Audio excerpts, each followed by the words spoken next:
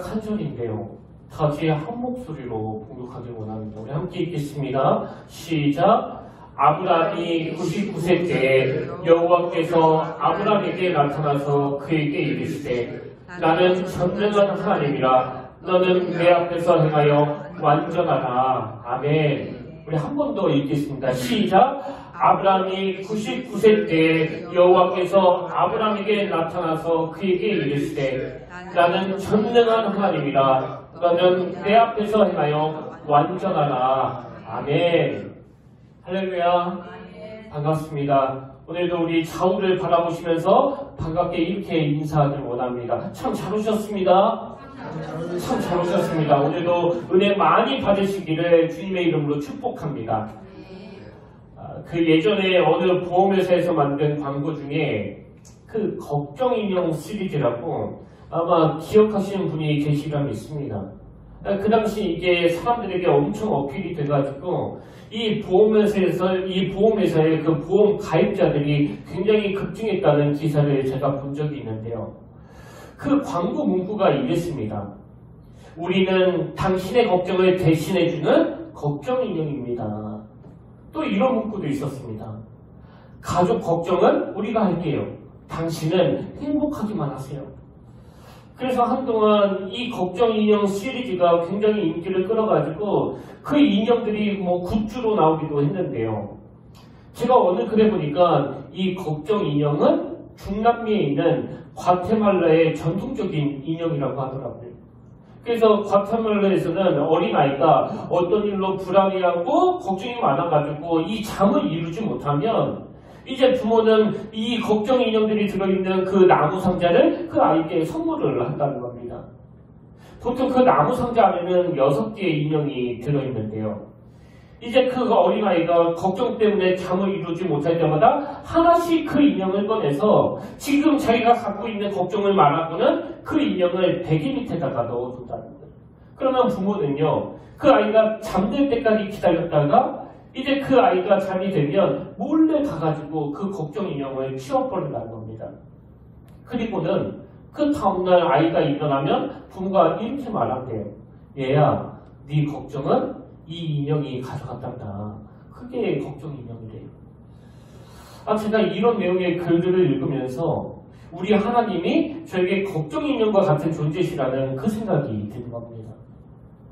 과테말라에 있는 그 걱정 인형은 부모가 지어낸 원래는 사실이 아닌데 이제 이 아이를 안심시키기 위해서 교육용으로 부모가 지어낸 이야기라면 저에게 걱정 인형 되시는 하나님은 인격을 가지신 실체예요. 실체.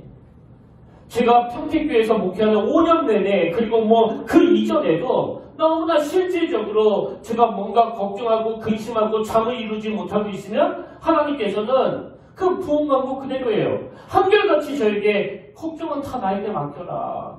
걱정은 다 나에게 맡기고 너는 그냥 앞만 보고 달려가면 좋겠다. 이런 맥락에서 매 새해가 되면 그 교회들마다 올해의 성구를 정해서 발표하는데요. 우리 교회도 성도님들이 한 해 동안 묵상할 수 있는 올해의 성구를 제가 그 주보에 올려드리지 않았습니까? 올해는 느헤미야 8장 10절이에요. 여호와로 인하여 기뻐하는 것이 너희의 힘이니라 하고, 여러분 여호와로 인하여 기뻐하는 것이 너희의 힘이니라 할 때 여기 나오는 힘은 히브리어로 마오즈라는 단어인데요. 이 마오즈는 기본 의미가 안전한 곳 혹은 보호 이런 뜻을 가지고 있습니다. 그래서 이 단어가 전쟁에 쓰일 때는 투구 혹은 요새 이런 의미로 사용이 되고요. 그런가 하면 파도치는 바다에서는 방파제라는 뜻으로 사용이 되거든요. 그러니까 여호와로 인하여 기뻐하는 것이 너희의 힘이니라 할 때 이 힘은요, 이게 다 하나같이 그 위기의 때에 필요한 그 위기의 때의 보호 기능을 가진 그런 의미를 담고 있는 겁니다. 그래서 제가 이 단어를 묵상하다 보니까요, 예전에 어른들이 자주 불렀던 이 찬양이에요. 나의 등 뒤에서 나를 도우시는 주. 이 찬양 다 아시잖아요. 근데 저는 이 2절 가사가 그렇게 은혜가 돼요. 평안히 길을 갈 때 보이지 않아도 지치고 곤하여 넘어질 때면 손 내미시네. 이게 바로 마오지 아닙니까? 여러분, 우리 하나님은요, 평안히 길을 갈 때 그냥 있는 듯 없는 듯 계세요. 막 수시로 찝쩍거리고 수시로 불러내서 막 괴롭히는 그런 스토커 같은 분이 아니에요. 그래서 평안히 길을 갈 때는, 특히 그 어릴 때는 예수 믿기가 쉽지 않습니다. 왜? 그때는 부모님들이 다 해주니까요.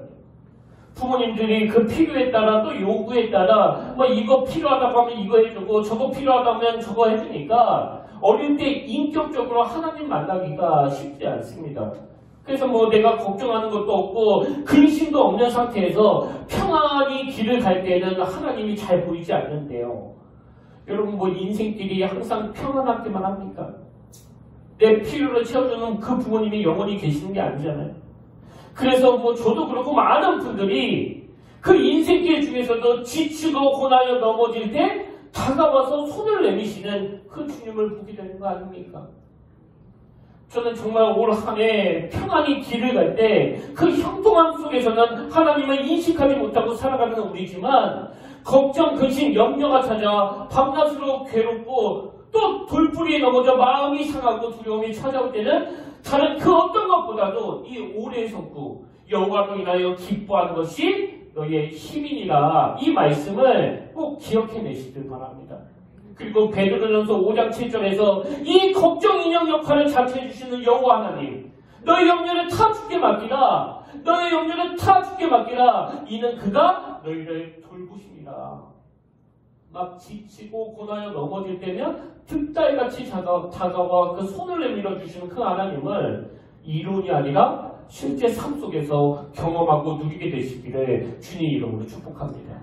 근데 여러분, 우리가 이렇게 걱정 인형 되시는 하나님을 삶에서 누리려면요, 중요한 전제 조건이 하나 있는데 그게 뭐냐? 그 하나님을 전적으로 신뢰하는 거예요. 그 하나님을 전적으로 의지하는 겁니다. 이게 굉장히 중요한 전제예요. 오늘 본문에 나오는 아브라함은 바로 이런 중요한 전제를 놓쳐버렸기 때문에 그 긴 13년의 공백기를 보내게 된 거 아닙니까? 아브라함은 하나님을 불신하는 거예요. 하나님의 약속을 신뢰하지 못하는 겁니다. 그래서 아브라함은 하나님의 때를 기다리지 못하고 자기의 방법으로, 자기의 수단으로 첫 하가를 통해서 그 이스마엘을 낳았고, 이 불신앙의 결과로 무려 13년 동안이나 성경에 기록할 거리가 없는 그런 소모적이고 무의미한 시간을 보냈다. 이게 오늘 본문의 아브라함인데요. 여러분 잘 들으셔야 됩니다.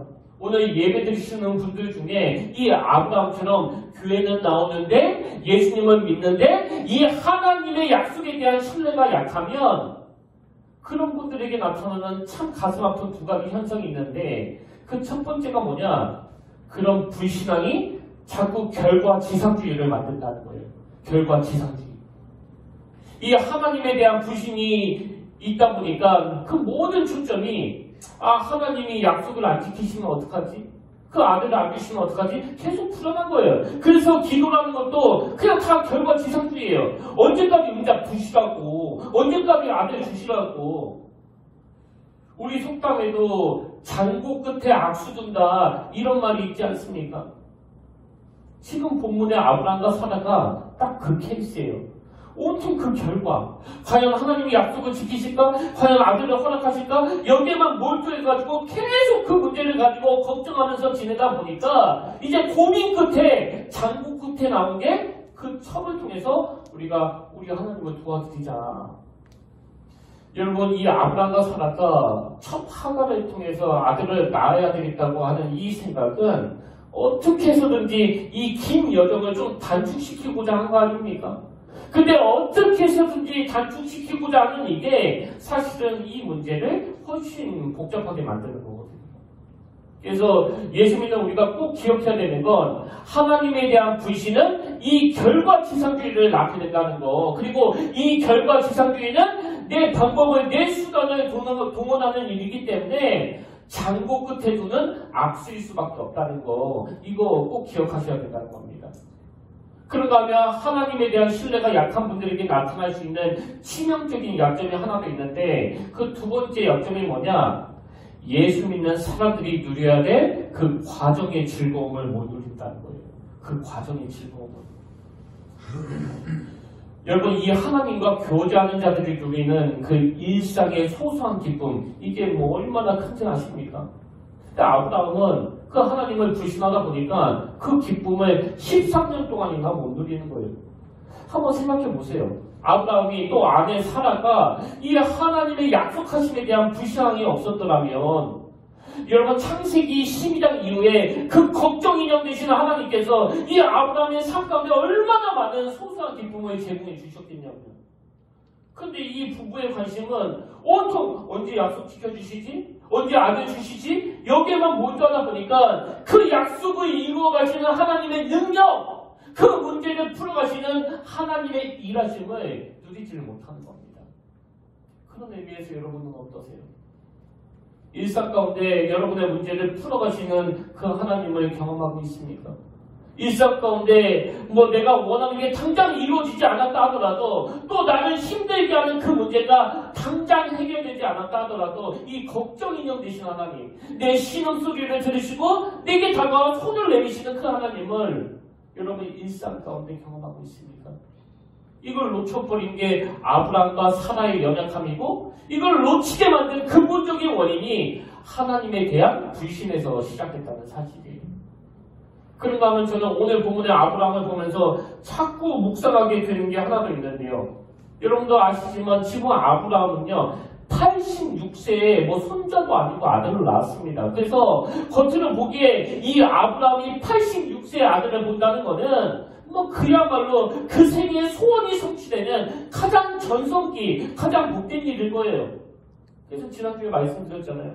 연세 드신 목사님들이 그 손주 하나를 보면 뭐 그게 얼마나 기쁜지, 만나시자마자 그 스마트폰에 있는 사진을 보여주시면서 김 목사 이거 보여라, 부럽지, 이쁘지. 근데 여러분, 아브라함이 86세의 아들을 낳는 이 사건은요, 그게 인생의 굉장히 황홀한 대박 사건 같은데, 아무리 겉으로 보기에 이게 엄청난 축복 같은 사건이라 할지라도 우리가 명심해야 될 게 뭐예요? 하나님과의 교제가 빠져버린 그 사건은 가장 절망적인 비극을 낳는다는 거예요. 오늘 여러분 한번 생각해 보세요. 오랫동안 소원하던 취직 문제가 해결됐습니다. 그리고 회사에서 승진도 하고 월급도 올랐어요. 그리고 막 집도 사고 결혼도 하고 뭐 하는 일들마다 일이 다 잘 풀려가지고 이제 내 인생이 막 승승장구네. 근데 여러분, 이게 겉보기에 승승장구 맞는데요, 과연 영적으로도 그럴까요?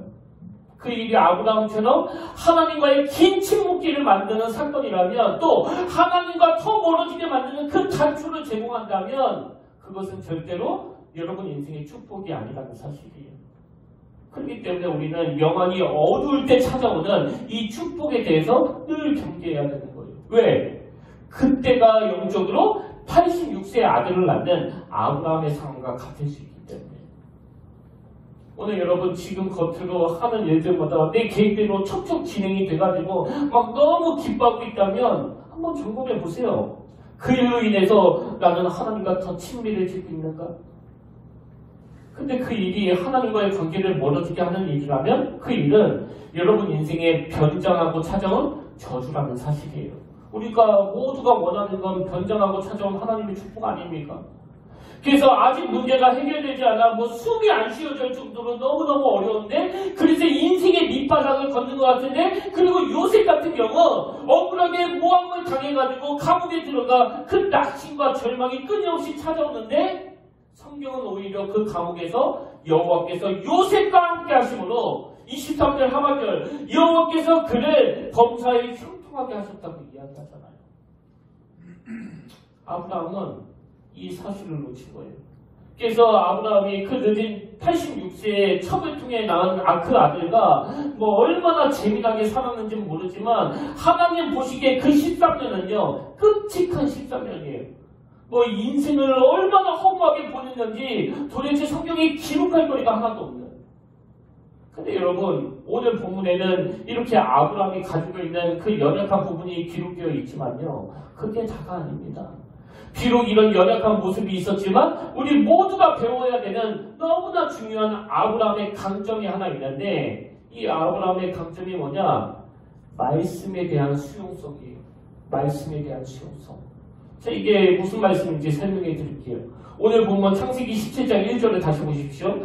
아브라함이 99세 때 여호와께서 아브라함에게 나타나서 그에게 이르시되 나는 전능한 하나님이라 너는 내 앞에서 행하여 완전하라 그러시면서 2절 내가 내 언약을 나와 너 사이에 두어 너를 크게 번성하게 하리라 하시니 하나님이 아브라함에게 이런 말씀을 주시니까요. 그 말씀을 받는 이 아브라함의 태도를 한번 보세요. 3절 아브라함이 엎드렸더니 하나님이 말씀하시니까 아브라함이 엎드렸더니 여러분 이런 태도가 뭘 의미하는 거예요? 말씀을 받는 그 진지한 자세를 이야기하는 거 아닙니까? 말씀을 수용하는 그의 태도가 이런 행동으로 나타나는 거. 엎드렸더니 그랬더니 진짜 중요한 건 3절 하반절이에요. 한번 보세요. 아브라함이 엎드렸더니 하나님이 또 그에게 말씀하여 이르시래요. 여러분 혹시 이거 아십니까? 이 창세기 17장은요. 하나님이 창세기 12장에서 아브라함에 대한 약속, 아브라함을 향한 꿈을 선포하신 이후에 하나님이 아브라함에게 가장 많은 말씀을 쏟아내신 장이에요. 나중에 집에 가서 한번 읽어보세요. 그러니까 하나님이 아브라함에게 가장 많은 말씀을 쏟아내시는 그 출발은 아브라함이 엎드렸더니 이 하나님의 말씀을 수용하는 그 태도에서 시작됐다는 거. 뭐 예수 믿는다고 다 똑같이 말씀이 임하는 게 아니에요. 예수 믿은 지 별로 안 돼도 얼마든지 하나님의 말씀이 임할 수 있습니다. 뭐 모태신앙, 장로, 권사 그 직분이 그 사람을 저절로 견인하는 게 아니고요. 어떤 사람들한테 말씀이 임합니까? 어떤 사람이 하나님의 말씀으로 인도하심을 받는다고요? 그 말씀 앞에 반응하는 자예요. 반응하는 자. 제가 요즘에 참 감동을 받는 게요. 이 부족한 중이 대원에서 하는 설교인데도 뭐 하나를 선언하고 나면 그 말씀에 막 반응해갖고 그것을 지키려고 지금 우리가 그리스도 중심의 성경 읽기를 시작하지 않았습니까? 근데 그 반응은 다 천차만별이에요. 뭐 그리스도 중심의 성경 읽기든 그리스도 안 중심의 성경 읽기든 아직까지 성경을 한 번도 안 펴본 분도 계시지 않겠습니까? 근데 어떤 분은 그 말씀 앞에 바로 반응해가지고 이번 주에도 어느 집사님이 전화하시는데 제가 너무 감동이 되는 게 뭐냐, 이 집사님은 제 설교를 영상으로 듣다가 그 책이 너무 보고 싶어가지고 기독교 서점에 가서 직접 구입하셨대요. 그래서 목사님이 말씀하신 그 리딩 지저스라는 책을 구입하고 또 유튜브에 검색해서 지금 그 책에 대한 영상을 함께 보고 있는데 그동안 그려지지 않았던 이 성경의 맥락이 너무 선명하게 보이기 시작했다고 막 관심을 보여주시는 거예요. 심지어는 이런 말씀도 하시더라고요. 저는 이런 걸 함께 공유하는 평택교회 성도님들이 너무 부럽다. 여러분 비록 옆길로 설 수 있고 잘못 판단할 수도 있고 그래서 아브라함처럼 13년의 긴 공백에 빠지는 그런 허무한 삶을 살 수도 있지만 바로바로 회복이 일어나고 금방금방 원래 자리로 되돌아오는 이 회복력, 이걸 맛보기를 원하신다면요, 선포되는 말씀 앞에 정성껏 반응하셔야 돼요.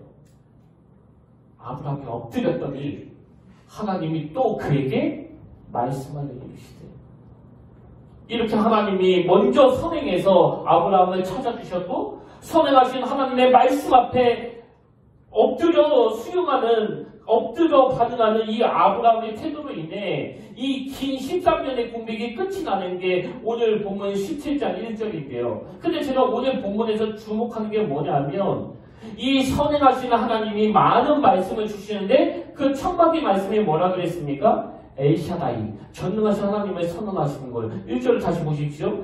아브라함이 99세 때 여호와께서 아브라함에게 나타나서 그에게 이르시되 나는 전능한 하나님이라 이렇게 선포하시고는 하나님이 아브라함에게 두 가지를 요구하세요. 저는 이게 굉장히 의미가 있다고 생각하는데 뭐 오늘은 설교를 길게 할 수 없으니까요. 하나님이 요구하신 두 가지 중에 두 번째는 그 다음 주에 다룰 거고요. 오늘은 첫 번째에 집중하길 원합니다.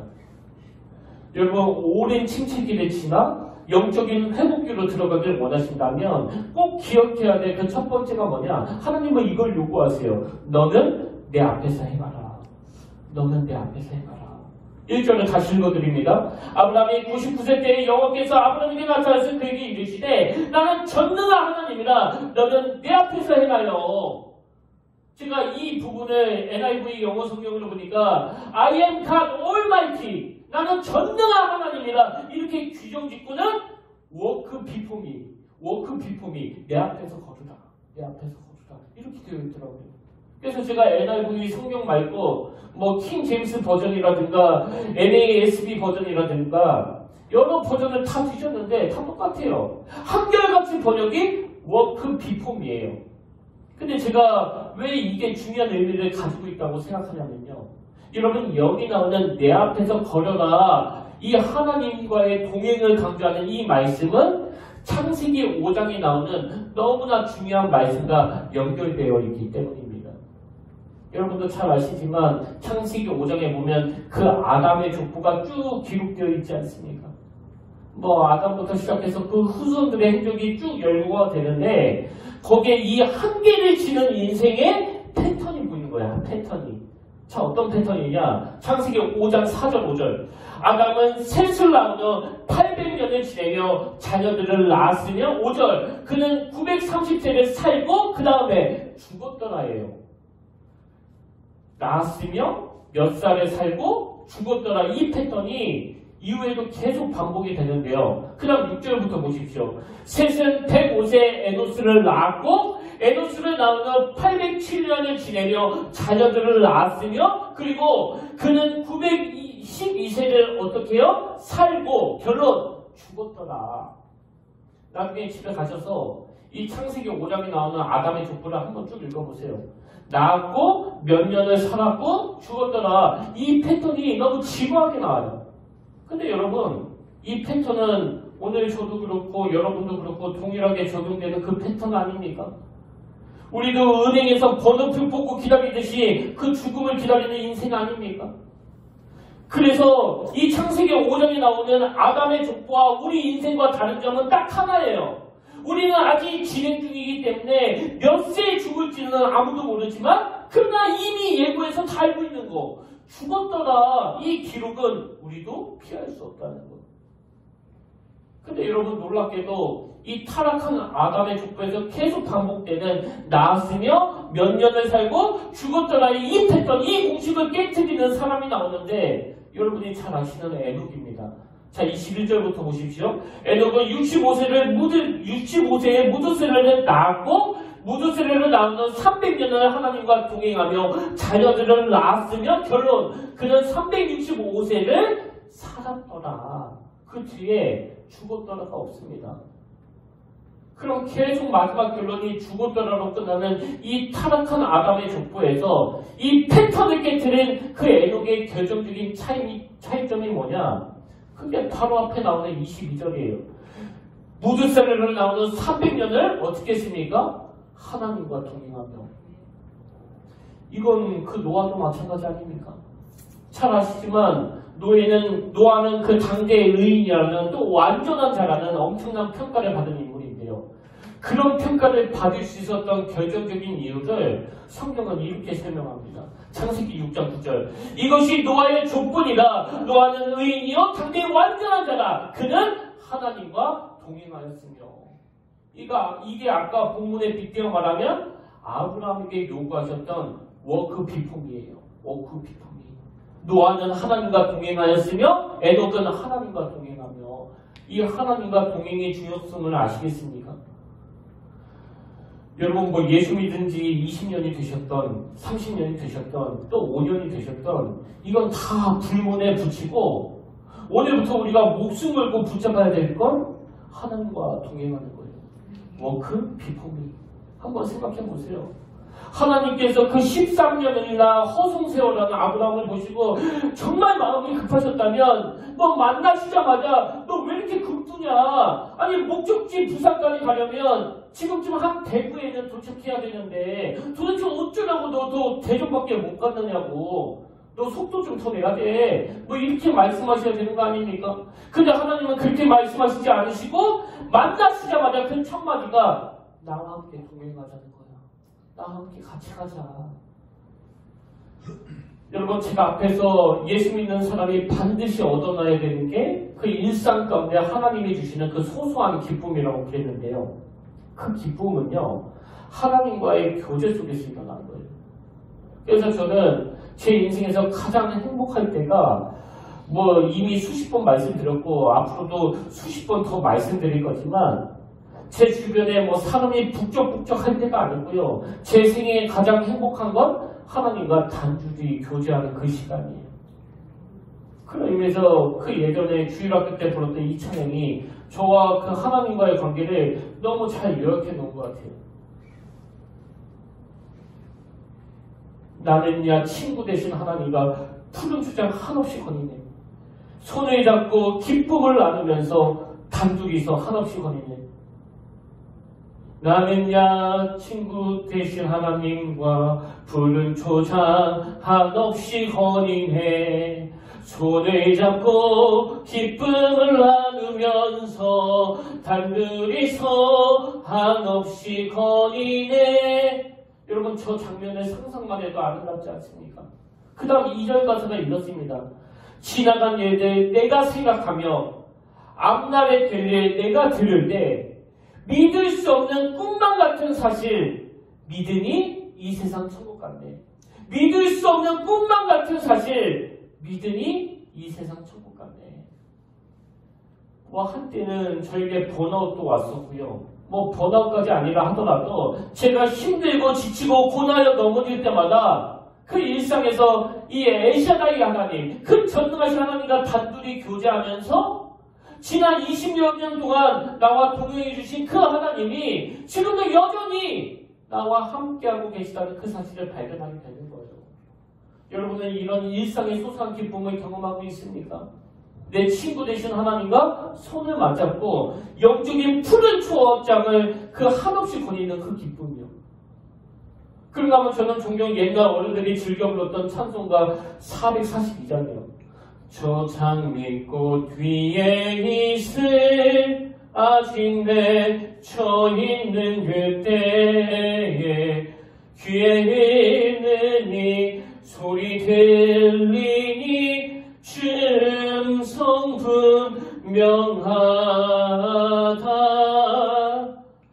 주님 나와 동행을 하면서 나를 친구 삼으셨네. 저를 가장 기쁘게 하는 맨 마지막 한마디. 우리 서로 받은 그 기쁨을 알 사람이 없도다. 아무도 없는 적막한 저 목양실에서 주님과 제가 단둘이 누리는 그 사랑의 기쁨, 하나님과 동행하는 자들이 누리는 그 사랑의 기쁨은 알 사람이 없도다. 여러분, 이게 바로 죽었더라로 끝나는 그 아담의 족보를 단번에 끊어내는 애독을 애독되게 만드는 그 결정적인 능력이었다는 거 꼭 기억하시길 바랍니다. 제가 어느 책에서 이 찬양과 관련된 글을 읽었는데요. 그 책에 나오는 간증 하나가 저에게 너무 감동이 됐습니다. 여러분도 아시지만 아직까지 중국은 그 종교 탄압 국가 아닙니까? 근데 부유한 가정에서 태어난 어떤 분이요, 예수님을 믿게 된 거예요. 그리고 그 지하교회의 지도자가 된 겁니다. 근데 참 가슴 아프게도 당국으로부터 발각이 돼가지고 그 공안에 붙잡혀서 수용소에 들어갔는데요. 그 감옥에서 무려 18년을 살았다는 거예요. 이렇게 이분이 예수 믿는다는 것 때문에 그 끔찍한 대가를 지불했는데요. 이제 형기를 다 마치고 그 목회자들의 초청을 받아가지고 그 영국에 가서 간증을 하는데 어느 영국 목사님이 이분에게 이렇게 물은 겁니다. 당신은 수용소에서 어떤 일을 했습니까?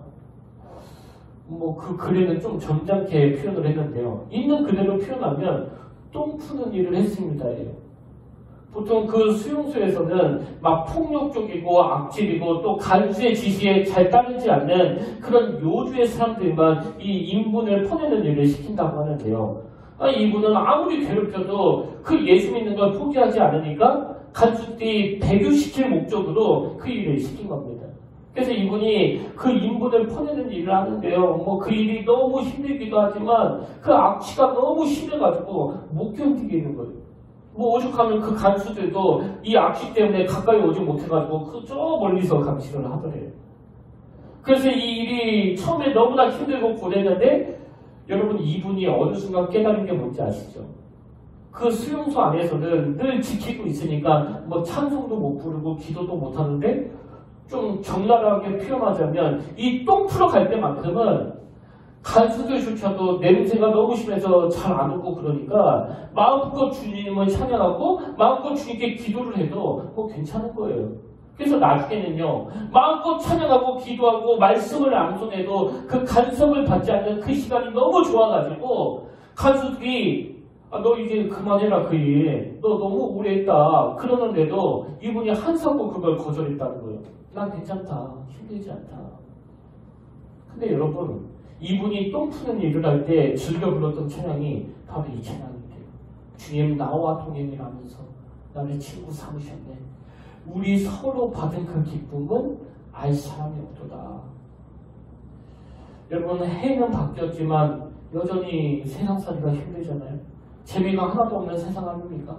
새해가 밝았지만 아브라함처럼 아직 내 문제는 해결되지 않았고 새해가 밝았지만 오랫동안 소원하던 그 일이 언제 이루어질지도 몰라요. 근데 여러분 우리 주님과 동행하는 사람은요 오랫동안 소원하는 바가 이루어졌든 안 이루어졌든 그 문제가 해결이 됐든 해결이 안 됐든 그거와 상관없이 우리 서로 받은 그 기쁨은 알 사람이 없도다. 주님과의 이 교제를 통해서 이 기쁨을 누리는 거예요. 그리고 주님과의 교제를 누리는 사람들에게 두 가지 복이 있는데 하나는요 아까 말씀드렸던 일상에서의 작은 기쁨을 누리게 된다는 겁니다. 순간순간 주시는 소소한 기쁨들. 그리고 더 중요한 두 번째 복이 뭐냐, 하나님의 점진적인 인도하심을 누리게 된다는 사실이에요. 그래서 걱정이 별로 없습니다. 여러분도 잘 아시지만 처음부터 제가 뭐 준비된 게 있어서 여기 평택교회에 온 게 아니잖아요. 제가 뭐가 준비가 됐습니까? 그래서 지난 주일 저녁에도 우리 평택교회에서 동기 목사님들과 모임이 있었는데 그 목사님들이 저를 보면 두 가지가 신기하대요. 두 가지가. 하나는 어떻게 아무 준비도 없이 그 도와주는 사람도 없이 평택에 올라왔는데 어떻게 지금까지 버티고 있느냐고. 그리고 또 하나는 뭐 지금도 처음 왔을 때와 크게 상황이 달라진 것 같지 않은데 어떻게 얼굴에 근심이 하나도 없느냐고. 그래서 제가 그건 저녁마다 아내가 팩을 해줘가지고 그건 농담으로 하는 이야기고요. 여러분 이게 어떻게 가능한지 아십니까? 하나님과 동행하고 하나님의 인도하심을 받는 그 사람은요 점진적으로 때를 맞추어 인도하시는 그 하나님의 능력을 알기 때문이에요. 그래서 제가 지난주에 말도 안 되는 선포를 한 거 아닙니까? 앞으로 우리 평택교회 미자비 성교는 5교회가 아니라 10교회가 목표라고. 왜? 제가 하나님과 교제하면서 그 지령을 받았기 때문에 맨 처음에 제가 10교회 성교회를 놓고 기도를 하다가 도저히 예산이 안 될 것 같다는 참 이런 얄팍한 생각으로 5교회로 줄였는데 하나님께서 지난주 엘샤다이의 하나님을 선포하시면서 저에게 이 가슴 벅찬 꿈을 심어주셨기 때문에 그래서 저는 제가 은퇴하기 전까지 이 꿈을 위해 달려갈 거예요. 조금만 도와주면 다시 일어날 그 교회들을 위해서. 그리고 그걸로 끝이 아니에요. 내년에는 또 다른 하나님의 사명이 있을 거고요. 내후년에는 또 다른 하나님의 꿈이 기다리고 있을 거예요. 그래서 저는 매 새벽마다 매 저녁마다 하나님이 저에게 어떤 지침을 주실지 기대하면서 전능하신 하나님을 의지하며 달려가기를 원합니다. 여러분도 그 일에 함께 동참해 주시겠습니까? 저는 이 꿈이 저와 여러분의 꿈이 되길 원해요. 그래서 그 꿈이 때로는 우리에게 늘 부담이 되기도 하지만 그 꿈은 우리 힘이 아닌 하나님의 능력으로 하나님의 그 점진적인 일하심으로 이루어지는 일이기 때문에 우리 모두가 그 꿈을 이루어가시는 하나님의 일하심을 보면서 한 걸음 한 걸음 그 일상을 따라 소소한 기쁨을 누리게 되시기를 주님 이름으로 축복합니다. 그런가 하면 아브라함을 향한 하나님의 두 번째 요구는요 완전하라인데요. 자 1절 끝부분입니다. 아브라함이 99세 때에 여호와께서 아브라함에게 나타나서 그에게 이르시되 나는 전능한 하나님이라 너는 내 앞에서 행하여 완전하라. 아니 지금 시간이 몇 시인데 명절 보내야 되는데 도대체 언제 끝난 거야? 이제 두 번째면. 이렇게 걱정하시는 분들에게 제가 주의 복음을 전합니다. 두 번째는 다음 주에 다룰 거예요. 오늘 말씀의 결론을 저는 이렇게 맺기 원하는데요. 우리가 지난주에 1절부터 8절까지 살펴보지 않았습니까? 가장 중요한 하나님의 마음이 이 8절에 담겨져 있습니다. 그래서 이 8절을 다 같이 읽고 오늘 말씀을 마무리하려고 하는데요. 저와 여러분 한 목소리로 읽겠습니다. 우리 함께 읽겠습니다. 시작! 내가 너와 내 후손에게 내가 거주하는 이 땅, 곧 가나안 온 땅을 주어 영원한 기업이 되게 하고 결론! 나는 그들의 하나님이 되리라. 울 뻔했습니다. 하나님의 최종 목표, 하나님의 최종 감신사는 우리와 관계 맺기를 원하시는 거예요. 이번에도 저희 가정이 이제 명절을 보내기 위해서 예배 마치고 저녁에 그 대전에 내려가는데요. 제가 대전에 내려간다고 하니까 뭐 계룡 사는 조카들도 그렇고 또 그 멀리 호주에 사는 그 조카들도 그렇고 하나같이 전화해서 하는 이야기가 큰아빠 이번에는 세뱃돈 얼마 주실 거예요? 외삼촌 저희한테는 얼마 보내주실 거예요? 그래서 제가 무슨 이야기를 했는지 아십니까? 이렇게 말했습니다. 나는 너희들하고 이런 용돈 때문에 만나는 그런 관계가 아닌 서로 사랑하는 관계이면 좋겠다고. 오늘 하나님이 여러분에게도 똑같이 그 말씀을 하세요.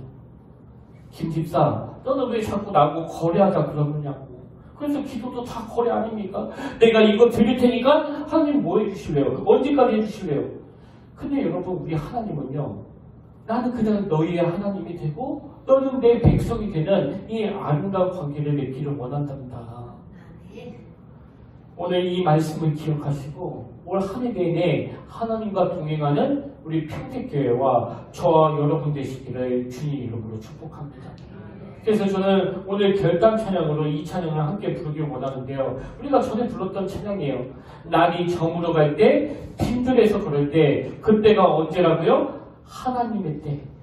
내 힘으로 안 될 때, 빈손으로 걸을 때, 내가 고백해 여호와 이래. 그리고는 주가 일하시네, 주가 일하시네. 제가 앞에서도 말씀드렸듯이 아브라함이 86세의 아들을 낳은 게 뭐 겉으로 보기에는 인생의 전성기, 인생의 축복처럼 보이지만요. 그 일 때문에 오히려 하나님과의 관계가 멀어진다면 그건 아브라함에게 이 13년의 세월을 잃어버리는 그 저주 같은 일이 되는 거예요. 근데 여러분 아무리 날이 저물고 빈들이고 아무리 내 힘으로 안 되는 일 때문에 막 절망을 하더라도 바로 그 순간에 내가 여호와 이래 내 앞날을 준비시키는 하나님 이렇게 고백할 수 있다면 그 일은 우리에게 변장하고 찾아온 하나님의 축복이 되는 줄로 믿습니다. 왜? 하나님의 최종 목표는 그 일들을 통해서 우리가 하나님을 찾고 우리가 하나님께 부르짖고 우리가 하나님과 관계 맺기를 원하시기 때문입니다. 우리 가사를 생각하시면서 우리 한번 이 찬양 주님 앞에 불러드리기를 원합니다.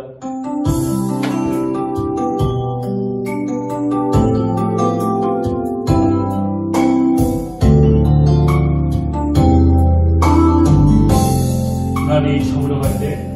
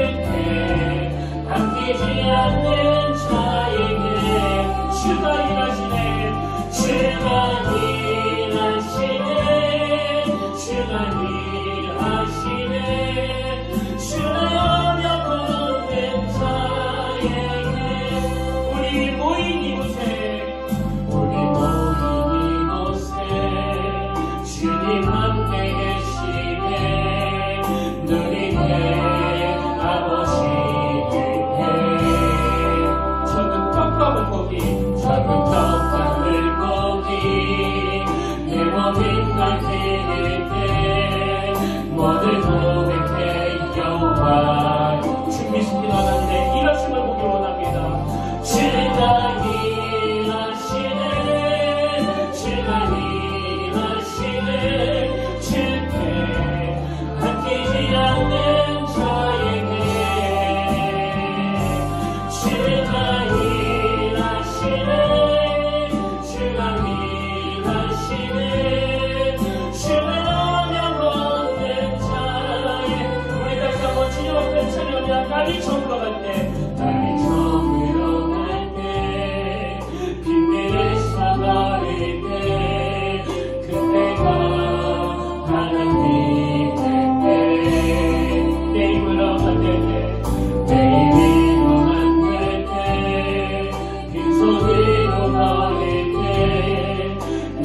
고백해 여호와이여 주가 일하시네 주가 일하시네 주가 일하시네 주께 아끼지 않는 자에게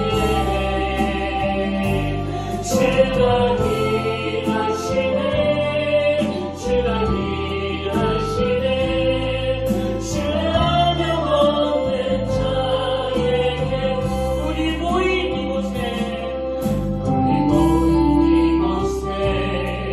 주님 함께 계시네 누리네 아버지께 작은 떡과 물고기 작은 떡과 물고기 내 모든 걸 드릴게 모든 고백해 여호와이네 주가 일하시네 주가 일하시네 주가 일하시네 주께 아끼지 않는 자에게 주가 일하시네 주가 일하시네 주라며 없는 자에게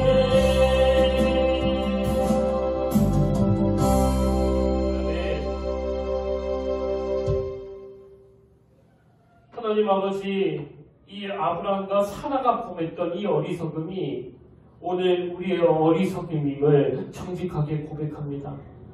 하나님을 향한 신뢰가 약하다 보니 우리는 늘 결과지상주의, 과연 하나님이 약속을 지키실까? 그래서 기도를 하면서도 그저 받아내고야 말겠다고 하는 그 결과, 그 목표에만 관심을 가지고 있는 우리의 생각을 이 과정의 즐거움을 누리게 하시는 그 하나님에게로 전환되게 하여 주시옵소서. 그래서 순간순간 두려움이 엄습할 때마다, 순간순간 마음을 힘들게 하는 일들이 찾아올 때마다, 그때마다 하나님이 우리에게 주셨던 이 오래의 말씀, 여호와로 인하여 기뻐하는 것이 너희의 힘이니라. 여호와로 인하여 기뻐하는 것이 너희의 힘이니라. 이 말씀을 떠올리게 하시고 이 말씀이 우리 삶 속에서 온전히 구현되는 한 해가 되도록 주님 은혜를 내려 주시옵소서. 그래서 일상 가운데 하나님이 주시는 그 소소한 기쁨을 맛보면서 하나님과 동행하는 삶, 하나님의 박자에 맞춰 발걸음을 옮기는 그 믿음의 자녀들이 되도록 인도하여 주시옵소서. 그 은혜의 자리로 인도하여 주실 줄 믿사오며 이 모든 말씀 사랑이 많으신 예수님 이름으로 기도드립니다. 아멘. 이제 우리 다 자리에서 일어나셔서 파동 찬양으로 이 찬양 함께 부르기 원하는데요. 아무것도 두려워하지 말라. 이 시간 말씀으로 다가와 손을 내미시는 그 하나님을 꼭 만나시기를 축복합니다.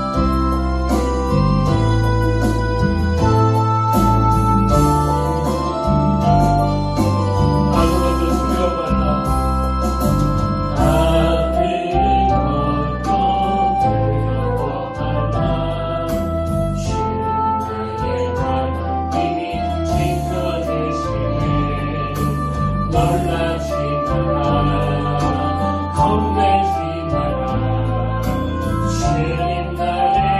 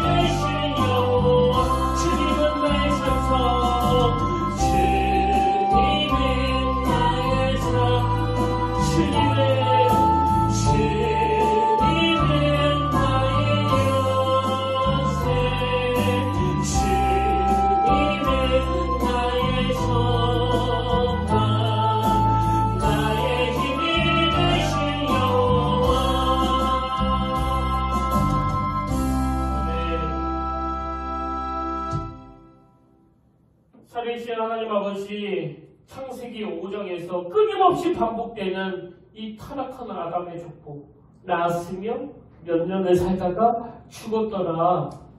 이게 우리 인생일 수밖에 없지만, 그러나 오늘 이 패턴을 깨트리는 에녹, 낳았고 하나님과 동행하였으며 그는 365세를 살았더라. 이 놀라운 기록이 영적으로 우리들의 모습이 되기를 원합니다. 새해가 밝았지만 우리 앞에는 여전히 산적한 문제들이 쌓여있고, 그러다 보면 이것저것 결핍된 것이 많아 눈 뜨면 걱정하고 눈 뜨면 염려하면서 잠을 이루지 못하는 이 작고 작은 삶을 살고 있는 우리지만, 놀랍게도 그 과정에서 깨닫게 되는 거, 하나님은 우리들의 걱정 인형이셨구나. 그리고 하나님은 우리가 가진 그 걱정과 염려를 당신 앞에 내려놓고 당신과 교제하는 그 과정들을 통해서 나는 너의 하나님이 되기를 원한단다. 하나님, 우리와 인격적인 관계를 맺기 원하신다는 사실을 다시 한번 깨닫게 해주시니 감사합니다.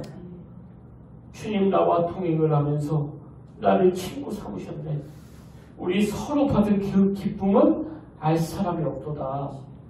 우리가 힘들고 어려운 일을 맞닥뜨릴 때마다 주님과 나만 아는 그 아름답고 소중한 추억들이 그 연단의 과정을 견뎌내는 힘이 되는 줄 믿사오니, 이번 한 주간 이 찬양 가사가 설 명절을 보내는 모든 성도님들에게 그대로 구현되는 귀하고 복된 한 주간이 되도록 은혜를 허락하여 주시고, 깊은 하나님과의 교제를 통해서 내 문제를 점진적으로 풀어가시는 엘샤다이의 하나님을 경험할 수 있도록 친히 인도하여 주시옵소서. 이제는 우리 주 예수 그리스도의 은혜와 하나님 아버지의 다함없는 사랑과 성령님의 감동, 감화, 위로 같은 충만하심의 역사가 오늘 주신 말씀 마음에 담고 우리와 아름다운 관계를 맺기를 원하시는 그분이 내 아버지가 되시고 내 주님이 되시고 내 걱정 인형이 되어주심에 기뻐 감사하며, 우리도 아브라함처럼 그 말씀 앞에 엎드려 반응하는 주님의 말씀을 소중히 여기는 그런 삶을 살기로 다짐하며 결단하며 예배하는 모든 주의 자녀들 머리 위에 지금부터 영원토록 함께 하시기를 간절히 축원하옵나이다.